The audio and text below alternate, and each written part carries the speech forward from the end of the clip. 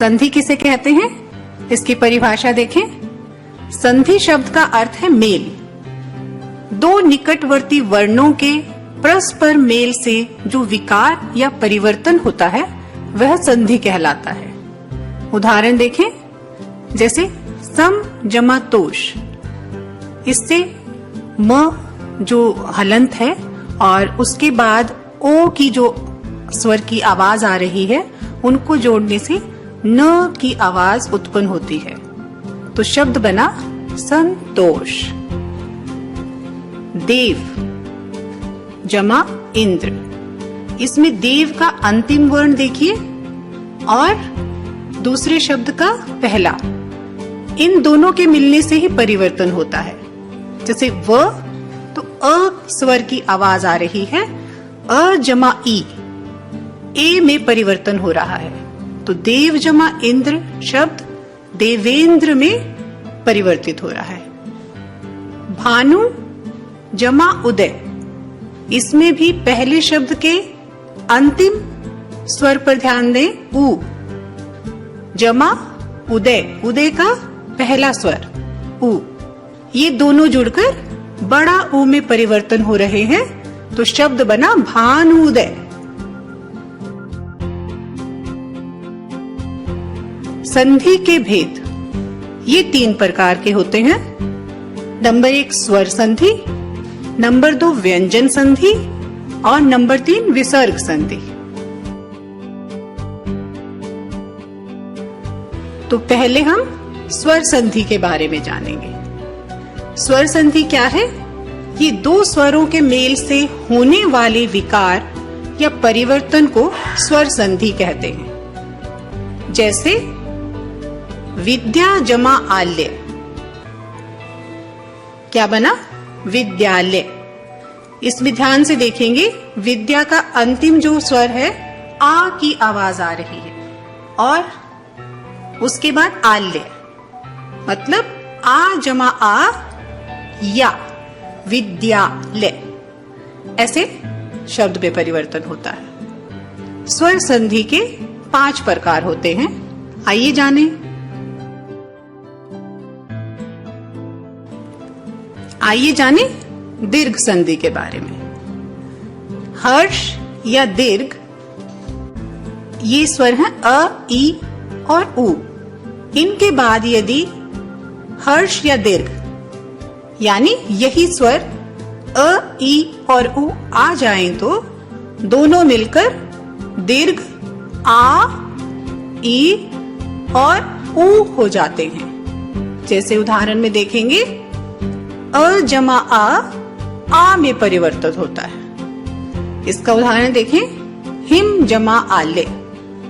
Him का अंतिम स्वर है म और आल्य का पहला स्वर आ, ये दोनों मिलकर आ बन जाते हैं और शब्द में इस तरह से परिवर्तन करते हैं, ये बना हिमालय। आगे देखें, आ जमा अ, ये भी आ में परिवर्तन हो रहा है। इसका उदाहरण देखें, विद्या जमा अर्थी, विद्यार्थी।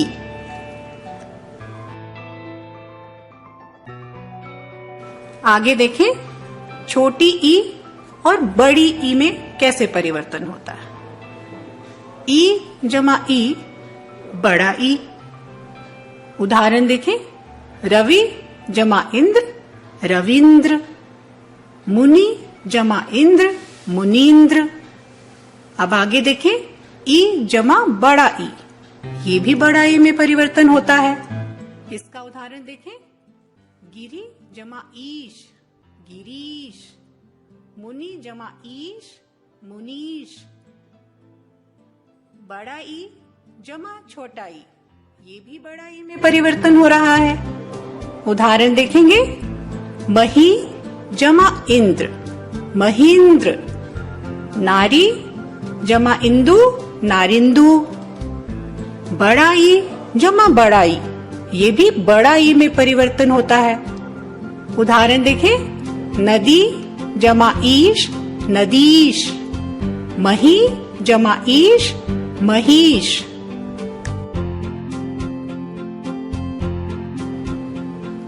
आइए देखें ऊ और बड़ा ऊ मिलाकर क्या परिवर्तन होता है। छोटा ऊ जमा छोटा ऊ, ये बन जाता है बड़ा ऊ। इसका उदाहरण देखें, भानु जमा उदय भानुदय, विधु जमा उदय विधुदय। आगे देखें, छोटा ऊ जमा ऊ भी बड़े ऊ में परिवर्तन हो रहे हैं। लघु जमा उर्मी लघुर्मी, सिंधु जमा उर्मी सिंधुर्मी। बड़ा ऊ जमा छोटा ऊ, ये भी परिवर्तित हो रहे हैं बड़े ऊ में। वधु जमा उत्सव वधुत्सव, वधु जमा उल्लेख वधुल्लेख। बड़ा ऊ जमा बड़ा ऊ, ये भी बड़े ऊ में परिवर्तन ला रहे हैं। शब्द देखें आगे, भू जमा उधर भूधर, वधु जमा ऊर्जा वधूर्जा।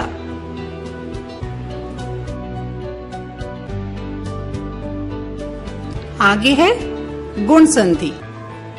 इसमें अ आ के आगे ई हो तो ए बन जाता है, ऊ हो तो ओ बन जाता है, तथा री हो तो अर हो जाता है।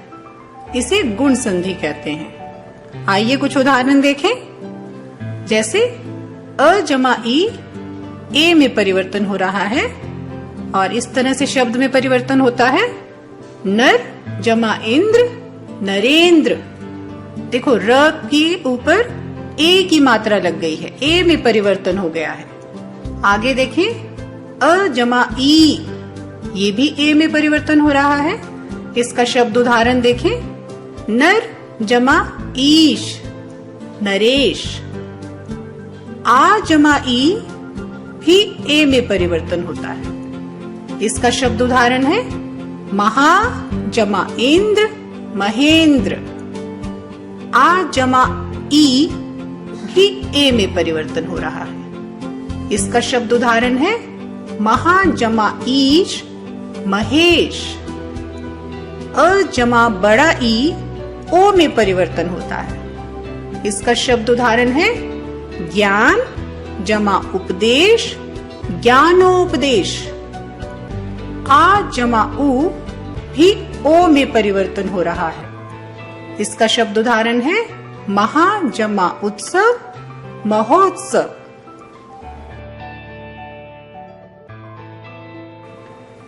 आगे कुछ और उदाहरण देखें। अ जमा उ भी ओ में परिवर्तन हो रहा है। जल जमा उर्मी जलोर्मी। आ जमा बड़ा ऊ भी ओ में परिवर्तन हो रहा है। महा जमा उर्मी महोर्मी। अ जमा री, यहाँ देखें अ के बाद री स्वर है, ये अर में परिवर्तित हो रहा है। इसका शब्द उदाहरण है, देव जमा ऋषि देवर्षि। आ जमा री भी अर में परिवर्तित हो रहा है। इसका शब्द उदाहरण है, महा जमा ऋषि महर्षि।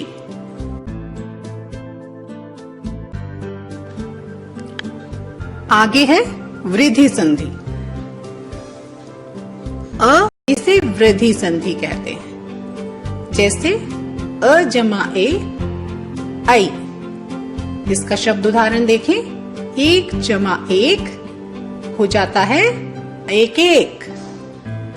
अ जमा आई परिवर्तित हो रहा है आई में। इसका शब्द उदाहरण है, मत जमा एके मतैक्य। अ जमा ओ, ये औ में परिवर्तित हो रहा है। जैसे वन जमा औषधि वनौषधि। आ जमा ओ भी औ में परिवर्तित होता है। इसका उदाहरण है, महा जमा औषध महौषधि। यण संधि।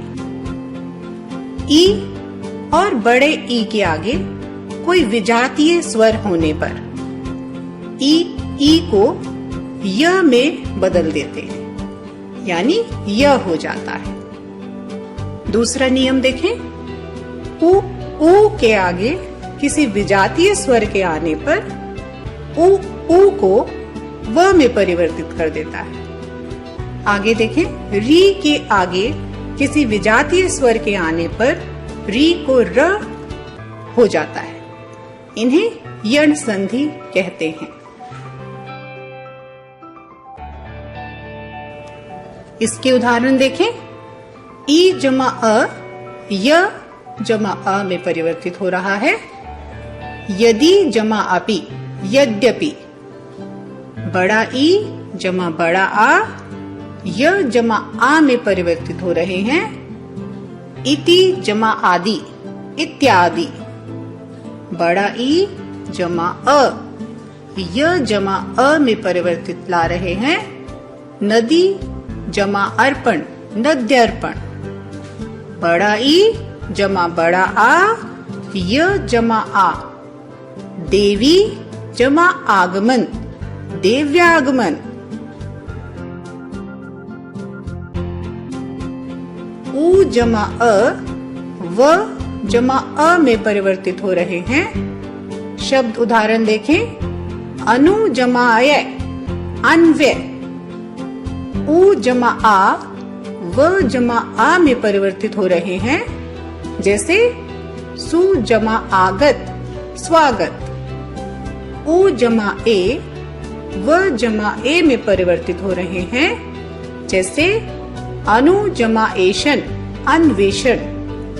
री जमा अ र जमा आ में परिवर्तित हो रहे हैं। इसे देखें, पित्त जमा आज्ञा पित्राज्ञा।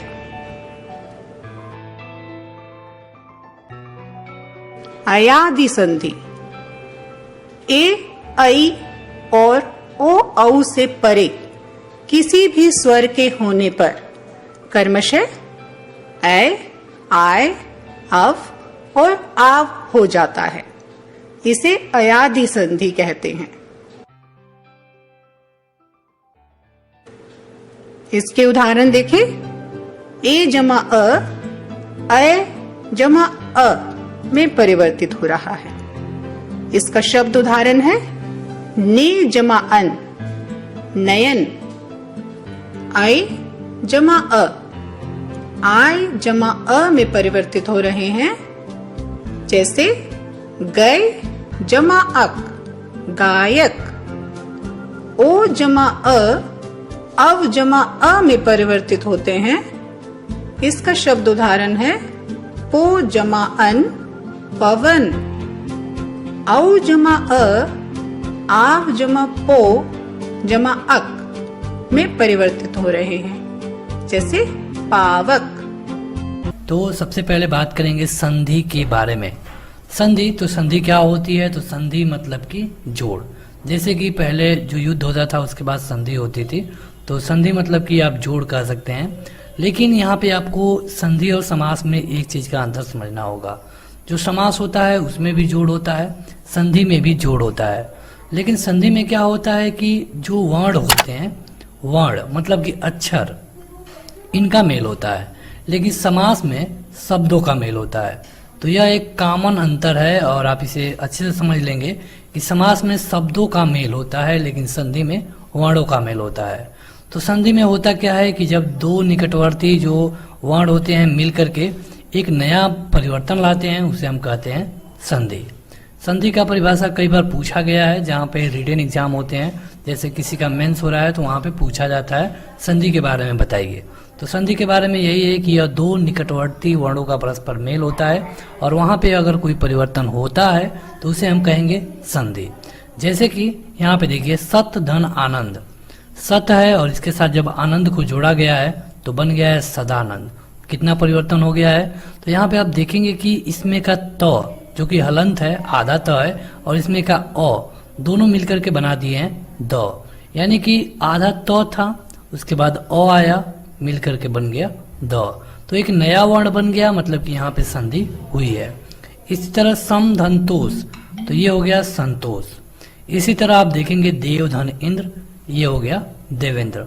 भानु धन उदय, ये हो गया भानुदय। तो ये हो गई संधि। संधि मतलब कि दो निकटवर्ती वर्णों के मेल से अगर कोई विकार उत्पन्न होता है तो उसे हम कहते हैं संधि। अब देख लेते हैं संधि कितने प्रकार की होती है। अगर आप एग्जाम में देखेंगे तो कई बार ये क्वेश्चन पूछा गया है कि संधि के कितने प्रकार होते हैं। तो संधि के कुल मिला के 3 प्रकार होते हैं। 3 प्रकार मतलब कि स्वर संधि पहली, व्यंजन संधि दूसरी, विसर्ग संधि तीसरी। अगर बात करें किसी भी प्रतियोगी परीक्षा की तो उसमें स्वर संधि के सबसे ज्यादा क्वेश्चन पूछे जाते हैं। व्यंजन और विसर्ग से भी क्वेश्चन पूछे जाते हैं, लेकिन स्वर संधि के अपेक्षा इससे कम क्वेश्चन पूछे जाते हैं। तो जैसा कि आपने देखा कि संधि होती है 3 प्रकार की, स्वर संधि, व्यंजन संधि, विसर्ग संधि, लेकिन परीक्षा में स्वर संधि ज्यादा पूछी जाती है। तो आज के इस वीडियो में स्वर संधि को ही देखेंगे। अब बात करते हैं स्वर संधि की, लेकिन उससे पहले आपको बता दें कि स्वर क्या होता है। तो आपने सुना होगा स्वर और व्यंजन। तो स्वर और व्यंजन 2 चीजें होती हैं। तो स्वर में क्या होता है कि जो अ, आ ये सब आते हैं, इसको हम स्वर कहते हैं। इसके अलावा व्यंजन में जो क, ख, ग, घ अज्ञातक है उनको हम व्यंजन कहते हैं। तो आपने देख लिया कि स्वर में क्या होता है कि अस, आ, ई, उ जो ये स्वर है। तो अगर स्वरों के साथ स्वर का मेल होता है, मतलब कि जो प्लस का चिन्ह है उसके पहले भी स्वर हो और बाद में भी स्वर हो, तो इस तरह में अगर कोई परिवर्तन होता है तो इसे हम कहेंगे स्वर संधि। इसे हम क्या कहेंगे? स्वर संधि।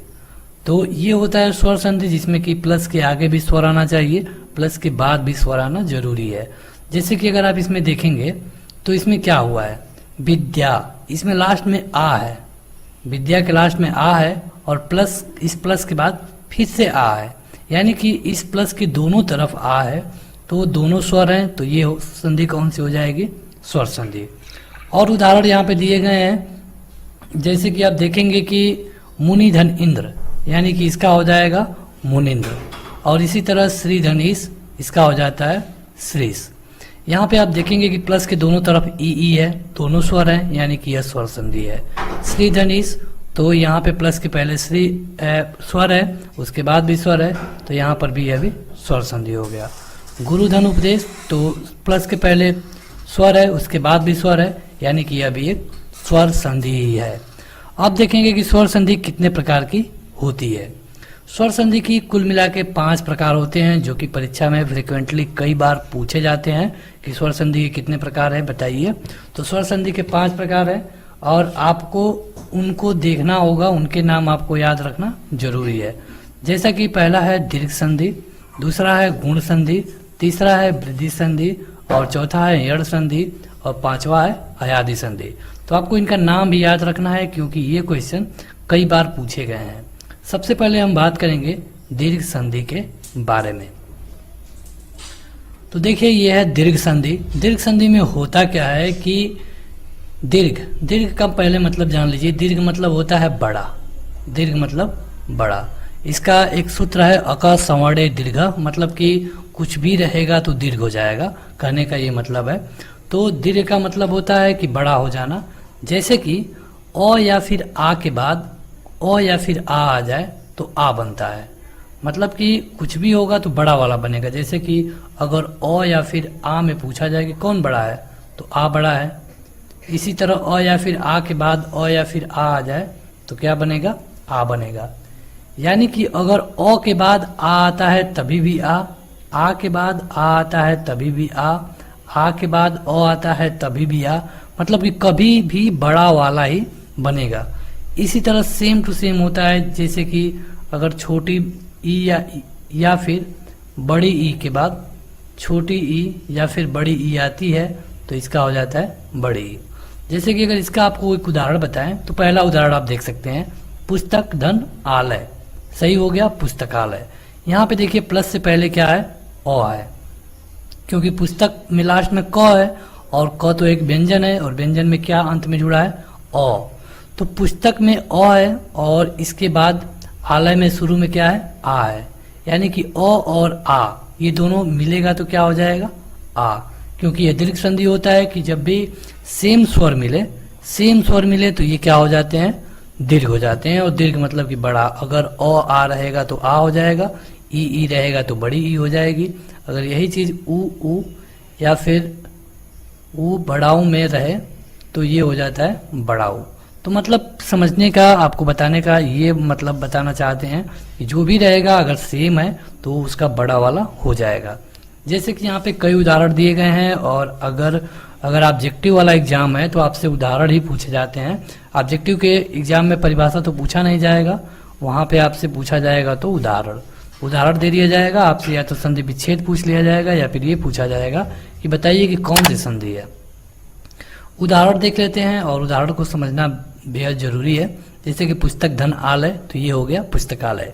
अब परीक्षा में कैसे क्वेश्चन पूछेगा, तो परीक्षा में पूछेगा कि पुस्तकालय में कौन सी संधि है, या फिर पुस्तकालय का संधि विच्छेद करिए। इसके अलावा अगला उदाहरण है विद्याधन अर्थी। तो विद्या को अगर यहाँ पे हम लिख दें विद्याधन अर्थी, तो यहाँ पे लास्ट में क्या है, आ है, और प्लस के बाद क्या है, अ है। कुछ भी रहेगा अगर दोनों सेम है अ या आ में, तो क्या बनेगा, आ बनेगा। ये दीर्घ संधि का हमने फार्मूला देखा है। तो यानी कि अब क्या हो जाएगा, विद्यार्थी हो जाएगा। यहाँ पे आ और अ मिलकर के बन गया आ। इसी तरह रवि धन इंद्र, तो इसमें छोटी ई का मंत्रा है और इसमें भी छोटी ई का मंत्रा है। छोटी ई का मंत्रा प्लस छोटी ई का मंत्रा मिलके क्या हो जाएगा, बड़ी ई हो जाएगा। यहाँ पे मिस टाइपिंग है, यहाँ पे ये रविंद्र होना चाहिए इस तरह। जैसे कि इसमें देखिए गिरिधन ईस, तो इसमें कौन सी मात्रा है, तो इसमें बड़ी ई की मात्रा है, उसके बाद फिर से बड़ी ई आ गई है, और इसका रिजल्ट क्या होगा, बड़ी ई, यानी कि गिरिधन ईस बराबर है गिरीश। भानुधन उदय, तो इसमें छोटा ऊ का मंत्रा है, इसमें छोटा ऊ है, लेकिन मिलकर क्या बनेगा, हमेशा बड़ा वाला बनेगा, यानी कि बड़ा ऊ बन जाएगा। इसमें क्या है, बड़ा ऊ है, इसमें भी बड़ा ऊ है, लेकिन बड़ा हो चाहे कुछ भी हो, लेकिन हमेशा क्या होगा, रिजल्ट बड़ा ही आएगा। ये फार्मूला होता है दीर्घ संधि का। यानी कि आप ये समझिए कि आपको परीक्षा में कैसे मतलब कि पहचानना है कि दोनों सेम होंगे। प्लस के पहले या तो अ या आ होगा, प्लस के बाद या तो अ या आ होगा। अगर इस तरह की कंडीशन बनती है तो उनका रिजल्ट हमेशा और हमेशा बड़ा वाला होगा। और आपको एग्जाम्पल पर तो खास ध्यान देना है, क्योंकि एग्जाम्पल ही आपसे परीक्षा में पूछे जाएंगे। पूछ लिया जाएगा कि बताइए गिरिधन इसको अगर मिलाते हैं तो क्या बनेगा, और आपको उदाहरण दे दिया जाएगा गिरीश,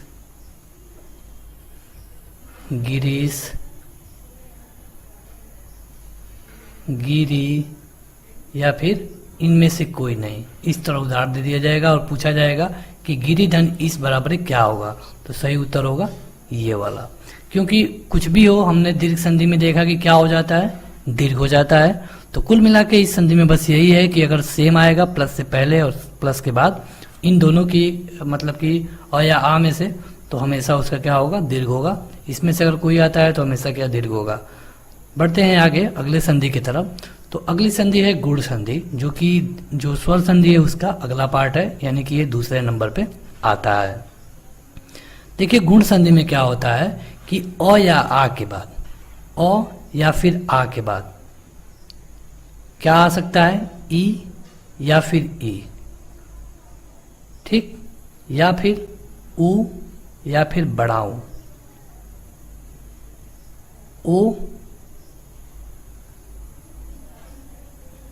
या फिर रे, ये आ सकता है। तो अ या आ के बाद अगर कोई भी ई आए, चाहे छोटी हो या फिर बड़ी हो, तो इसका बन जाता है ए। अगर ऊ या फिर ऊ आए अ या आ के बाद ही, चाहे छोटा हो या फिर बड़ा हो, तो इसका क्या बनेगा, जब इसका आज बन जाएगा ओ। और अगर री आता है तो इसका बन जाता है अर। तो देखिए इसमें और जो दीर्घ संधि बीती है उसमें क्या डिफरेंस है। तो दीर्घ संधि में और इसमें डिफरेंस केवल इतना है कि दीर्घ संधि में सेम आते थे, मतलब कि उसी, मतलब कि जैसे अ आया तो अ आ ही आ रहा है, अ आ के बाद ई नहीं आ रहा है, ई के बाद ई ही आ रहा है। लेकिन यहाँ पे गुण संधि में परिवर्तन हो जाता है। इसमें क्या होता है कि अ या फिर आ प्लस से पहले आएगा, प्लस से पहले केवल यही आएगा, प्लस के बाद अगर ई या फिर बड़ी ई आता है तो ए, ऊ या फिर बड़ा ऊ आता है तो ओ, री आता है तो अर हो जाएगा। ये इसका फार्मूला है, आप इसे जैसे मन वैसे याद रख लीजिए। जरूरी है यहाँ पे उदाहरण को समझना, क्योंकि आपसे उदाहरण ही पूछा जाएगा परीक्षा में। यहाँ पे देखिए उदाहरण है नर धन इंद्र बराबर क्या हो गया, नरेंद्र। तो यहाँ पे नर में क्या है, नर में जो र लास्ट में, इसमें र में क्या है तो अ है, क्योंकि र में अ मिला हुआ है, क्योंकि अगर र को आप तोड़ेंगे तो आधा र और प्लस अ ऐसे होता है। तो र के लास्ट में अ है और इसके साथ प्लस में क्या आया है ई। तो अभी हमने फार्मूला देखा कि अ या फिर आ के बाद ई या फिर ई आए तो क्या होगा, ए हो जाएगा, यानी कि यहाँ पे ए हो जाएगा। तो नर धन इंद्र बराबर क्या हो गया, नरेंद्र। उसी तरह सुर, सुर धन इंद्र बराबर क्या हो गया, सुरेंद्र। सुर में लास्ट में क्या है, अ है और यहाँ पे ई है, तो यहाँ पे भी क्या हो जाएगा, ए हो जाएगा। उसी तरह अगला देखते हैं। तो क्वेश्चन बहुत बार आपके परीक्षा में पूछा गया है। देव धन ऋषि, तो देव में क्या है, अ है और इसमें शुरू में क्या है, री है। तो अगर अ या फिर आ के बाद री आए तो क्या होता है, अर हो जाता है, मतलब कि ऊपर मंत्रा लगता है, उड़ंत हुआ जिसको हम बोलते हैं। तो ये हो जाएगा देवर्षि। इसी तरह महर्षि होता है, तो महर्षि में क्या होता है, महाधन ऋषि। तो इसका हो जाता है क्या, यहाँ पे आ है, यहाँ पे री है, तो अ या फिर आ के बाद अगर री आए तो क्या हो जाएगा, अर, यानी कि इसका हो जाएगा महर्षि, ये इसका हो जाएगा। सर्वधन इच्छड़, तो ये हो जाएगा सर्वेक्षण। तो इस तरह आपको उदाहरण पे खासा फोकस देना है। वैसे हमने कोशिश किया है कि यहाँ पे हम वही उदाहरण को लें जो कि एग्जाम में कई बार पूछा गया है, जो कि अगर आपको थोड़ा बहुत याद रखता है तो डायरेक्ट एग्जाम में आपके काम आ सकता है। बढ़ते हैं अगले संधि की तरफ, जो कि होगी तीसरी, और यह है वृद्धि संधि। तो अभी तक आपने देखा पहली स्वर संधि, दूसरी गुण संधि और तीसरी संधि है वृद्धि संधि। तो वृद्धि संधि में क्या होता है, अ या आ के साथ अगर ए या फिर आए आए तो आय बन जाएगा। मतलब कि यहाँ पे अगर हम लिख दें आसान भाषा में, अ या फिर आ के बाद ए आए या फिर आए आए, ये दोनों आए तो क्या बन जाएगा, आय, यानी कि वृद्धि हो जाएगी। वृद्धि, वृद्धि मतलब क्या होता है, बड़ा। और इसी तरह अ या फिर आ के बाद ओ या फिर औ आए तो यहाँ पर भी वृद्धि हो जाएगा, ये हो जाएगा औ। वृद्धि संधि में बस यही दो फार्मूले हैं कि जब अ या आ के बाद ए या फिर आए आए तो आय हो जाएगा, अ या आ के बाद ओ या फिर औ आए तो औ हो जाएगा, बस यही दो हैं।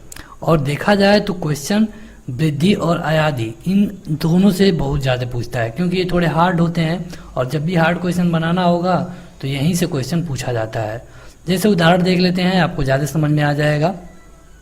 उदाहरण है मत धन एकता, मत धन एकता। तो मत में क्या है, लास्ट में अ है और इसमें शुरू में क्या है, ए है। तो अब आपको जैसे कि यहाँ पे दे दिया कि मत धन एकता में कौन सी संधि है, तो आपको तुरंत अपने दिमाग में देखना होगा कि भाई जो अ या फिर अ के बाद अगर किसी में ए आता है तो ये कौन सी संधि होती है। तो देखिए अ के बाद ए आता है तो ये वृद्धि संधि में ऐसा कंडीशन आता है, और इसमें जब अ के बाद ए आएगा तो क्या होता है, हमेशा उसमें वृद्धि हो जाती है, मतलब कि बड़ा वाला हो जाता है, जो भी होगा उसमें वृद्धि हो जाएगी। तो इसमें जब वृद्धि हो जाती है तो यहाँ पे देखिए मत धन एकता बराबर है, यहाँ पे ऐ का मंत्रा हो गया है मतैकता। उसी धन एक, ये क्वेश्चन बहुत बार पूछा गया है एकाएक वाला, क्योंकि लोग यहाँ पे बहुत ज़्यादा गलती करते हैं। तो एक धन एक बराबर होता है एकाएक। तो इसमें एक में क्या है, यहाँ पे हम समझा देते हैं आपको। इसमें अ है और इसमें ए है, तो जब अ के बाद ए आता है तो क्या हो जाता है, आय हो जाता है। तो यहाँ पे आपने देखा आय हो जाता है, यानी कि अब हो जाएगा एक और इस पर आय का मंत्रा और कैक, एकाएक।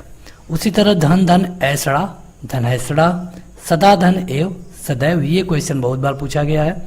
देखिए आपको इस वीडियो को थोड़ा ध्यान से देखना है, क्योंकि इस वीडियो के लास्ट में इन्हीं जो स्वर संधि है इससे हम प्रैक्टिस कराएंगे। लगभग 10 से 12 क्वेश्चन होंगे और उसी समय आपको पता चल जाएगा कि आपकी संधि की तैयारी कितना है। तो वीडियो को थोड़ा अच्छे से देखना है आपको, ताकि आपसे जो क्वेश्चन पूछे जाएंगे उनका उत्तर आप सही सही हमें कमेंट करके बता पाएं कमेंट बॉक्स में।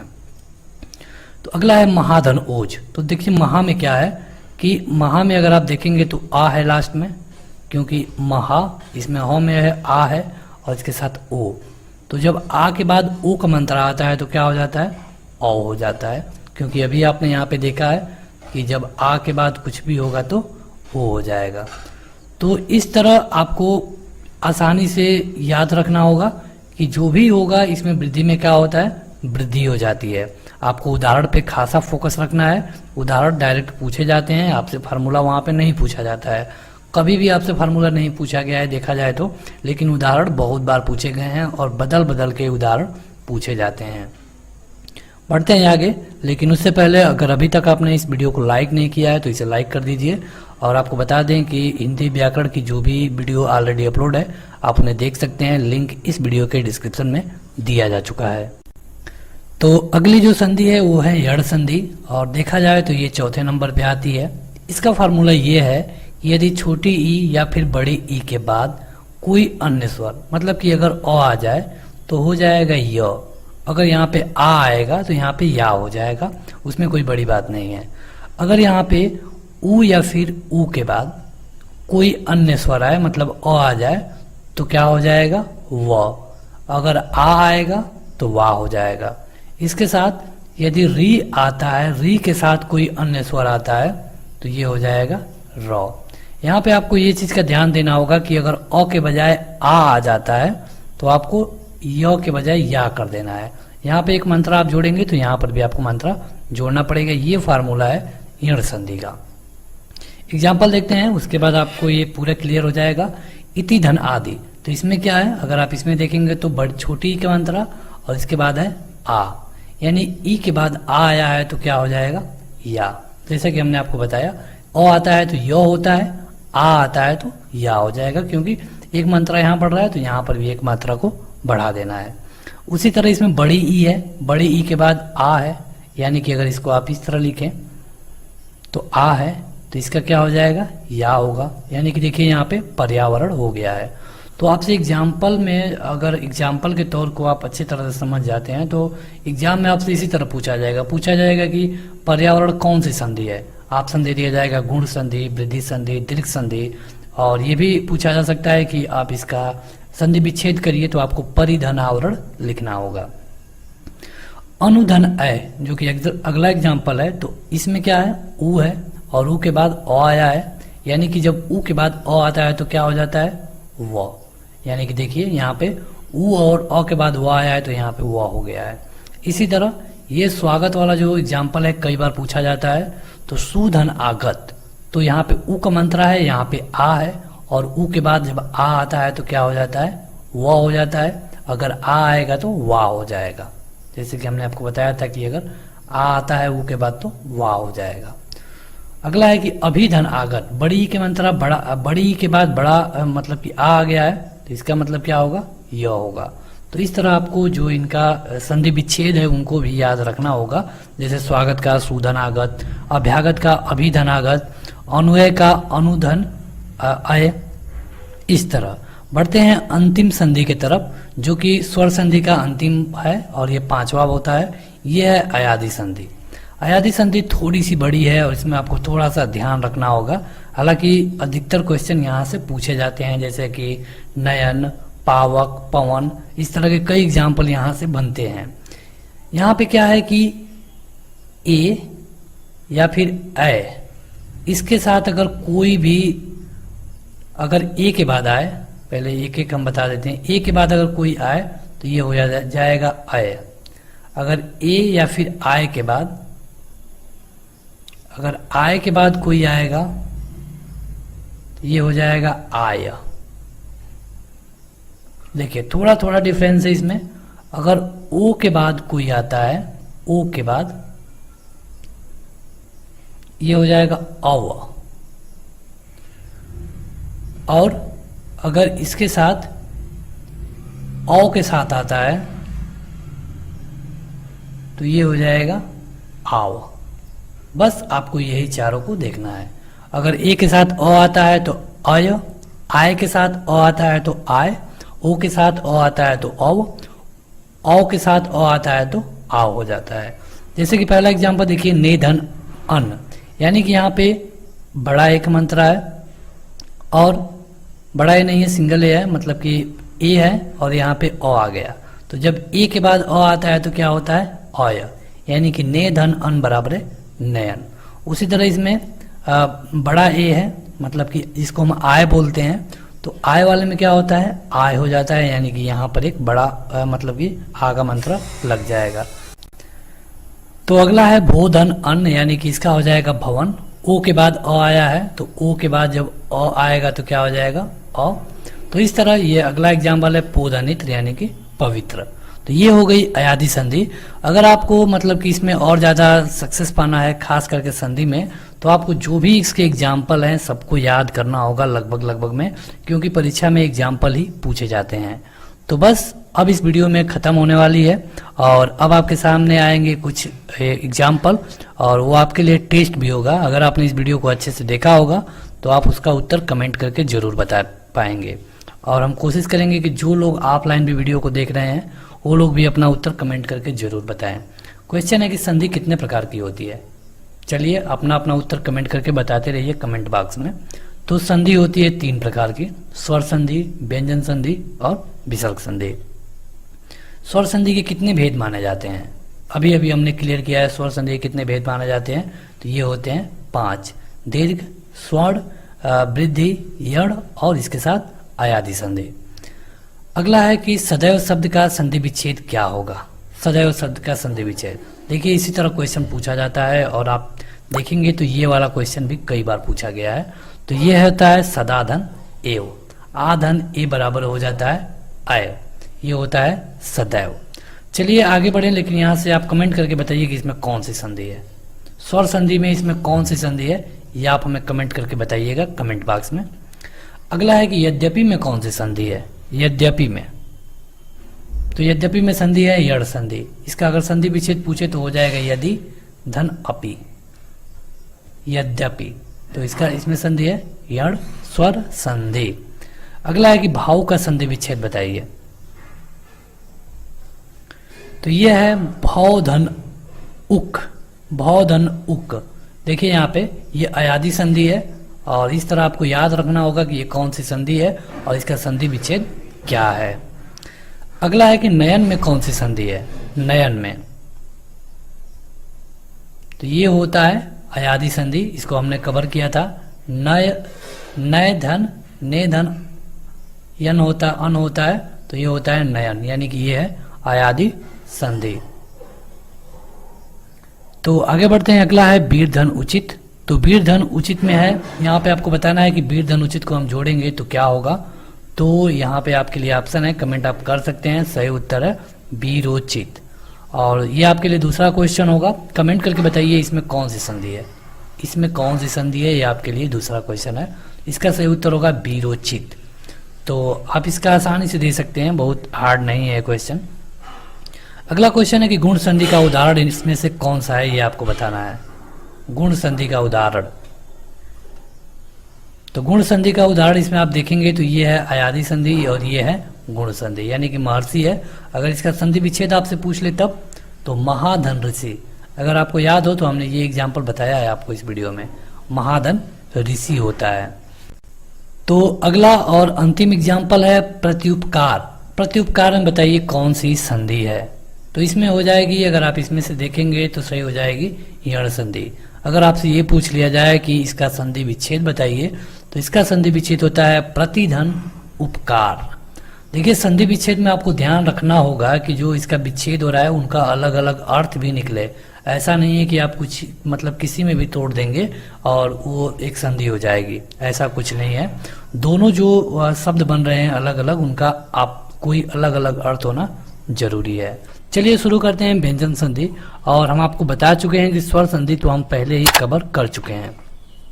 देखिए व्यंजन मतलब क्या होता है कि व्यंजन मतलब कि वो ऐसे वर्ड जो कि स्वर की सहायता से बोले जाते हैं। जैसा कि आप देखेंगे कि जो वर्ड होते हैं 2 तरह के होते हैं, स्वर और व्यंजन। तो स्वर में आते हैं अ, आ, ई, और व्यंजन में आते हैं क, ख, ये सब व्यंजन कहलाते हैं। तो हमने स्वर संधि को ऑलरेडी कवर कर लिया है। स्वर संधि में होता क्या था कि स्वर के बाद स्वर आता था, स्वर के बाद स्वर आता था, तो ये था स्वर संधि। लेकिन व्यंजन संधि में क्या होता है कि व्यंजन या स्वर मतलब पहले कुछ भी रहेगा, पहले व्यंजन आ सकता है या फिर स्वर आ सकता है, बाद में स्वर आ सकता है या फिर व्यंजन आ सकता है। मतलब कि स्वर संधि में स्वर के साथ केवल स्वर का मिलन हो रहा था, लेकिन व्यंजन संधि में व्यंजन के साथ स्वर का, व्यंजन के साथ व्यंजन का भी मिलन हो सकता है। तो ये अंतर है व्यंजन और स्वर संधि में। उदाहरण के लिए यहाँ पे आप देख सकते हैं कि उत्धनहार, उत्धनहार तो आप त देखेंगे तो ये जो त है ये व्यंजन है। व्यंजन क्यों है? क्योंकि यहाँ पे हलंत लगा हुआ है, इसमें अ का मंत्रा नहीं लगा हुआ है, तो ये व्यंजन है। और ह भी व्यंजन है, तो इन दोनों व्यंजन को मिलने के बाद क्या हो गया है? उद्धार बन गया है। एग्जाम के अगर पॉइंट ऑफ व्यू से देखें तो वहां पे आपसे एग्जाम्पल ही पूछे जाते हैं। आपसे एक एग्जाम्पल दे दिया जाएगा, मान लीजिए आपको दे दिया गया उद्धार, और पूछा जाएगा कि बताइए कि यह कौन सी संधि है। ऑप्शन हो जाएगा स्वर संधि, व्यंजन संधि, विसर्ग संधि, या फिर इनमें से कोई नहीं। तो यह है व्यंजन संधि। यहाँ पे सबसे ज्यादा समझने वाली बात है आपको इनको कि जब आधा त और ह जुड़े हैं तो क्या हुआ है? द बन गया है। इसी तरह सत धन धर्म, ये मिला तो क्या बन गया? सद्धर्म। यानी कि आप देख रहे हैं कि जो आधा त है ये किसी भी वर्ड से मिलने के बाद द बना रहा है। द जो आधा ध इसमें इंक्लूड रहता है इसको बना रहा है। उसी तरह अगला देखेंगे तो आच्छादन, तो आ है जो कि एक स्वर है और इसके साथ छादन जुड़ा है और ये मिल करके क्या बन गया है? आच्छादन।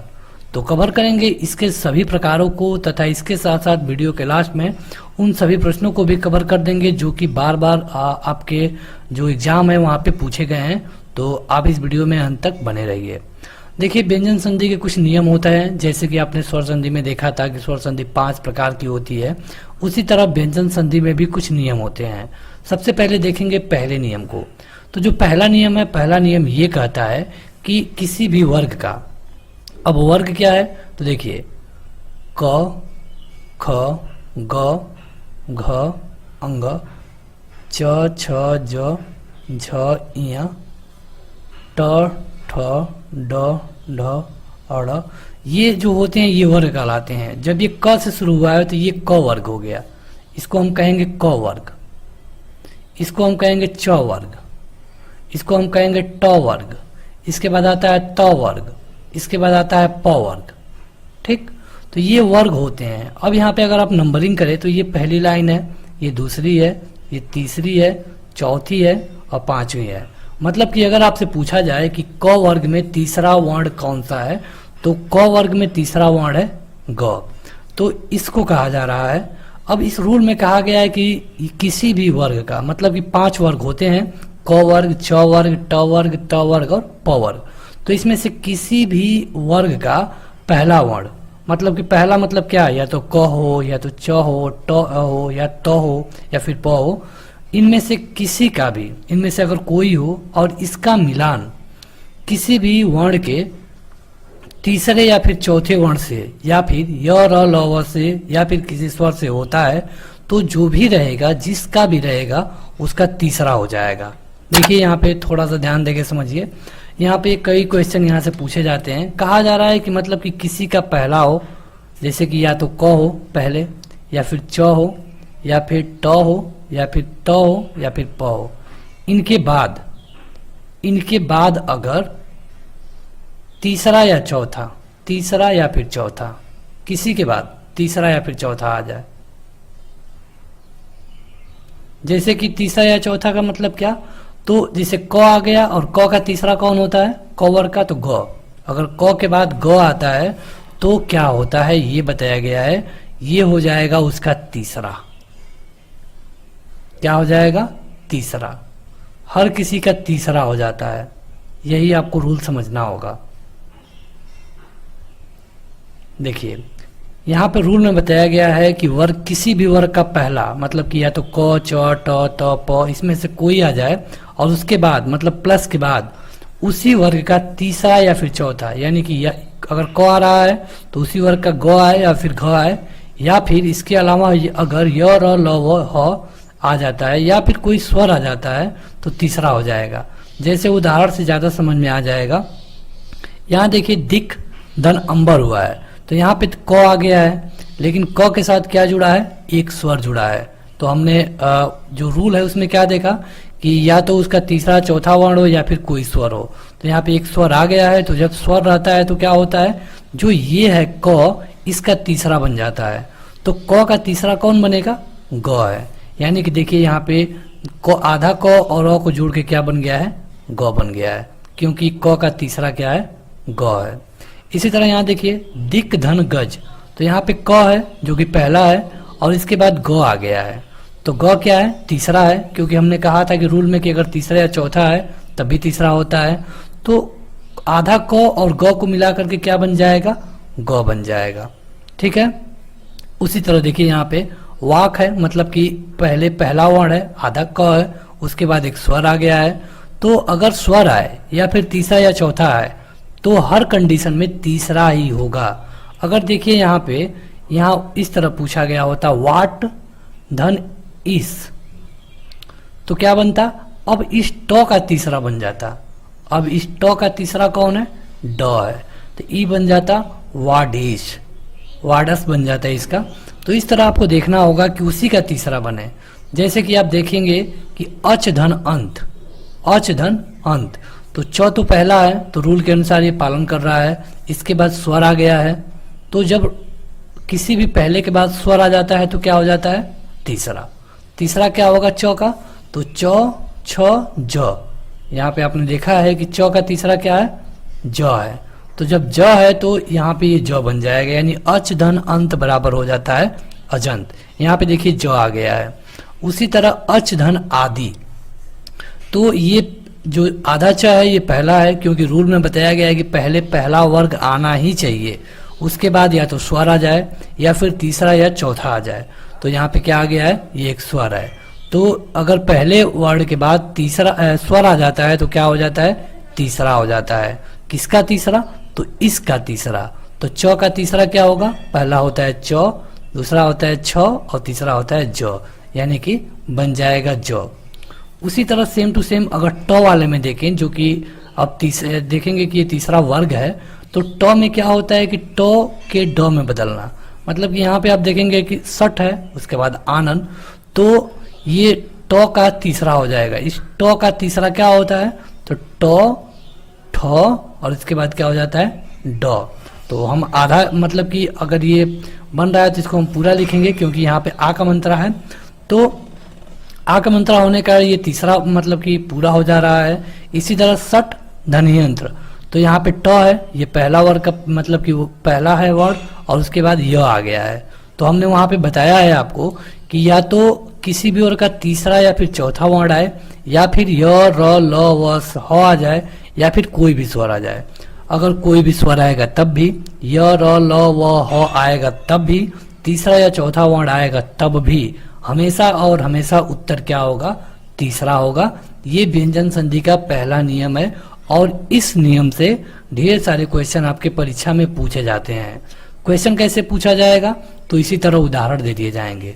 जैसे कि दे दिया जाएगा कि षडानन का सही संधि विच्छेद बताइए, षडानन का सही संधि विच्छेद बताइए।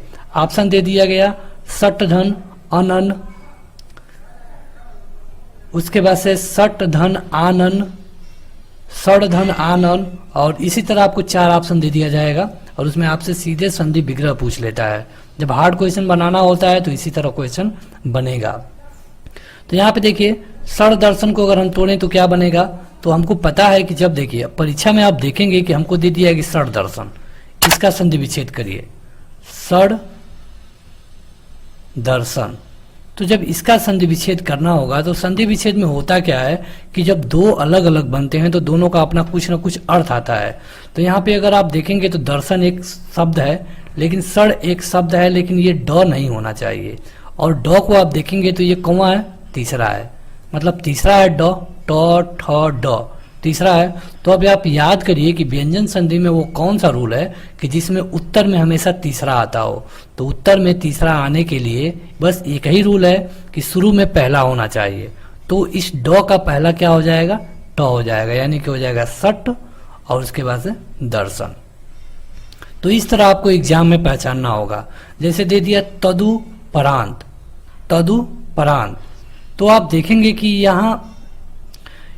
यहाँ पे जो उपरांत है वो तो एक शब्द है, लेकिन तद क्या है, यहाँ पे तद का तो पता नहीं चल रहा है।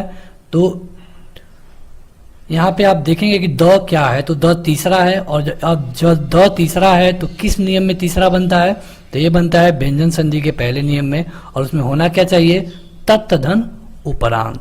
तो इस तरह आपको एग्जाम में पहचानना सीखना होगा। और इसका अगर आप आसान देखें, अगर आसान मतलब आसानी तरह से, तो आपको ज़्यादा से ज़्यादा जो उदाहरण है उनको याद करना होगा, उनको पढ़ना होगा बार बार, तभी आपको एग्जाम में इसे